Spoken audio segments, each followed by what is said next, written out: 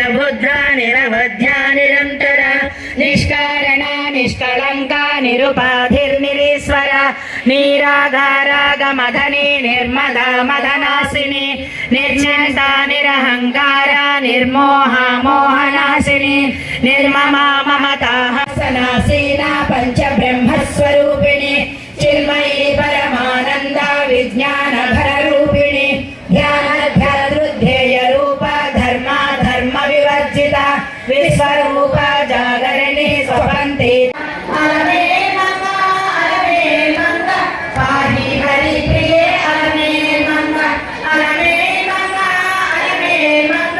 पाहि हरि प्रिये अलमे मंगा मुक्ति निलया पाहि अलमे मंगा मृत्यु भय भंजना अलमे मंगा श्री महाभोगा अलमे मंगा श्री महेशी वह्नि मंडलवासिनी भक्ति मत्कल्पलतिका पशुपाश विमोचनी समृता शेष पाषांड सदाचार प्रवर्तिका तापत्रयाग्नि संतप्ता समागमन चंद्रिका करुणीतापसाराध्या तनुमध्या तमोपः चिरस्थल दगल विभूता ब्रह्माध्यानंद संततिः परा प्रत्यक्ष रूपा पश्यन्ति परदेवता मध्यमा वैखरी।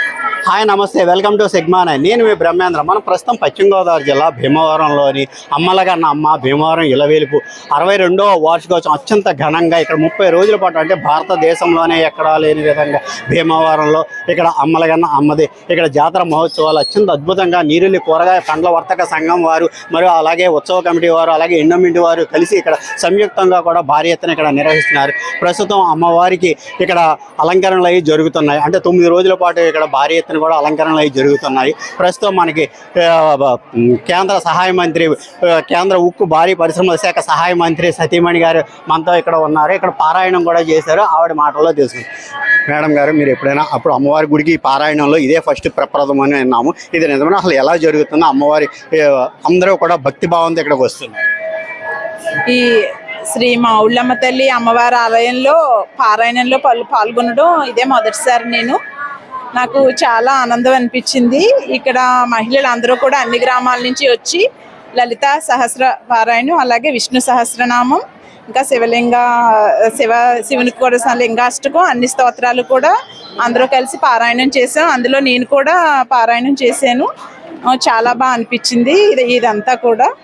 అలాగే మావుళ్ళమ్మ తల్లి ఉత్సవాలు కూడా ఇక్కడ దేశంలో ఎన్నడూ లేని విధంగా ఈ 30 రోజులు కూడా చాలా ఘనంగా నిర్వహిస్తున్నారు. ఇక్కడ ఈరోజు ధైర్యలక్ష్మి అవతారంలో అమ్మవారు అందరికీ దర్శనం ఇచ్చారు.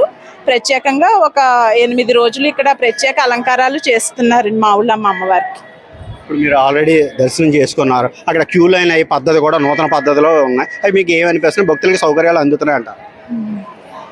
ఈ మావుళ్ళమ్మ ట్రస్ట్ అందరూ కూడా ఈ భక్తులకి అన్ని సౌకర్యాలు కల్పించారు. అంతా ఇక్కడ బాగానే ఉంది. ఇది మేడం గారు తెలియజేసింది. తనకి అత్యంత ఆనందంగా ఉందని, అమ్మవారి కృప అందరికీ కూడా ఉండాలని అనుకుంటున్నానని కూడా తెలియజేస్తున్నారు. Please subscribe సిగ్మా9.